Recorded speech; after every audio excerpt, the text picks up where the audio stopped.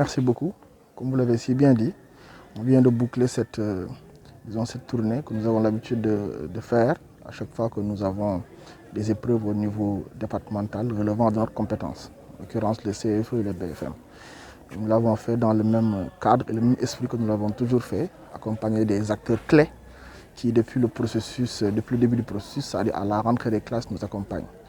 Il y a l'IF, il y a les responsables, les syndicats d'enseignants, les forces de défense et de sécurité, n'est-ce pas, l'association des parents d'élèves, donc tous ces acteurs-là qui tournent autour plutôt de la question éducative. Et nous avons eu le plaisir de remarquer en réalité que tout se passe très bien. La première chose, c'est que déjà d'un point de vue de la présence des candidats, on note une forte présence avec de rares cas d'absence, n'est-ce pas? Du côté aussi des surveillants et correcteurs, c'est la même logique, c'est la même chose. C'était aussi l'occasion véritablement de faire passer le message par rapport à la crise sanitaire que nous sommes en train de subir de plein fouet avec cette troisième vague.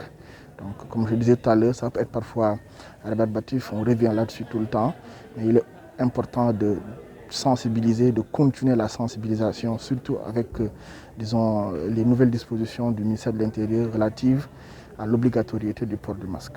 Donc, il faut vraiment, à ce niveau-là, faire passer le message. Et ce qui a été fait, enfin, à chaque fois que l'on constate que d'un point de vue organisationnel, tout est en place, on termine, disons, en rappelant vraiment l'urgence de veiller vraiment à l'adoption des mesures barrières.